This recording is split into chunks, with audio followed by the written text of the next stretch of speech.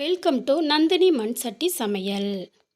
இன்றைக்கி நம்ம பார்க்க போகிறது ஹோட்டல் ஸ்டைல் வெண்டைக்காய் புளிக்குழம்பு எப்படி செய்கிறது அப்படிங்கிறது தான் பார்க்க போகிறோங்க.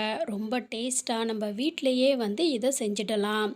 ஹோட்டலில் சாப்பிடும்போது எல்லாருக்குமே இது ரொம்பவுமே பிடிக்கும். அதே குழம்பு வீட்டில் செஞ்சால் இன்னும் ரொம்ப சுவையாக இருக்கும்.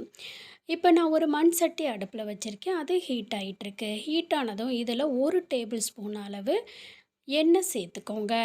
எண்ணெய் நல்லா சூடானதுக்கப்புறம் நான் இந்த சைஸில் கட் பண்ணி வச்சுருக்கக்கூடிய வெண்டைக்காயை இதோட ஒன்றா சேர்த்துக்கிறேன். வெண்டைக்காயை சேர்த்து இதில் நம்ம இந்த வளவளப்பு போகிற அளவுக்கு இந்த மாதிரி பிரட்டி விடுங்க. இந்த மாதிரி வதங்கிடணும். இந்த ஸ்டேஜ் வந்ததுக்கப்புறம் இந்த வெண்டைக்காயை நம்ம வேறொரு பாத்திரத்தில் மாற்றி வச்சிடலாங்க. இந்த மாதிரி எல்லா வெண்டைக்காயும் வேறொரு பாத்திரத்தில் நம்ம மாற்றி வச்சிடலாம். இப்போ நான் அதே மண் சட்டியில் 1 டேபிள் ஸ்பூன் அளவு எண்ணெய் சேர்த்துருக்கேன்.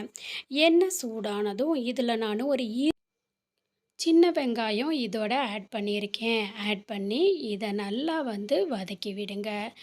இதோட நான் ஒரு 7-8 பல் பூண்டு இதோட ஒன்றா சேர்த்துக்கிறேங்க.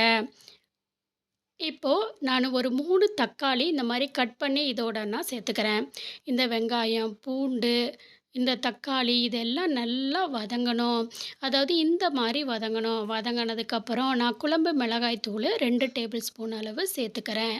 சேர்த்து வதக்கி ஆறுனதுக்கப்புறமேட்டு மிக்ஸி ஜாரில் மாற்றி கொஞ்சம் போல் தண்ணி சேர்த்து இதை நைஸாக அரைச்சி எடுத்து வச்சுருங்க. இப்போ நம்ம குழம்புக்கு தாளிப்பு பண்ணலாம். அதே மண் சட்டியில் நான் இப்போ 2 டேபிள் ஸ்பூன் அளவு எண்ணெய் சேர்த்துக்கிறேங்க. நல்லெண்ணெய் சேர்த்துக்கங்க. புளிக்குழம்பு ரொம்ப டேஸ்ட்டாக இருக்கும். இந்த எண்ணெய் சூடானதுக்கப்புறம் இதில் நான் கடுகு, சீரகம், அதுக்கப்புறம் வெந்தயம் இதெல்லாம் இதோட ஒன்றா சேர்த்துக்கிறேன். இப்போ இது நல்லா பொரியட்டும். இப்போ ஒரு பெரிய வெங்காயம் சேர்த்துருக்கேன். இதில் ஒரு 4-5 பூண்டு பல்லும் சேர்த்துருக்கேன். கருவேப்பிலை ஒரு கொத்து சேர்த்துருக்கேன். இது எல்லாமே நல்லா வதங்கட்டும். இப்போ ஆல்ரெடி நம்ம வதக்கி வச்சுருக்கக்கூடிய வெண்டைக்காயும் இதோட ஒன்றா சேர்த்துக்கோங்க. இந்த வெண்டைக்காயை நம்ம சேர்த்துனதுக்கப்புறம் ஒரு பிரட்டி விட்டுருங்க. இப்போ இந்த குழம்புக்கு தேவையான அளவு நம்ம உப்பு சேர்த்துக்கலாங்க. உப்பு சேர்த்துனதுக்கப்புறம் நல்லா பிரட்டி விட்டுருங்க.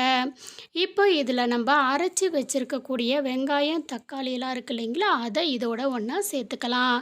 இதில் தேவையான அளவு கொஞ்சம் போல் தண்ணி சேர்த்துக்கிட்டு ஃபுல்லாக கலந்து விட்டு இந்த மாதிரி பபுள்ஸ் வர ஸ்டேஜில் ஒரு எலுமிச்சம்பழம் அளவு புளி எடுத்து ஊற வச்சு அதை கரைச்சதை தண்ணியை மட்டும் இதோட சேர்த்துக்கிறேன். சேர்த்து நல்லா கலந்து விட்டு இந்த மாதிரி கொதிக்க விட்டுருங்க.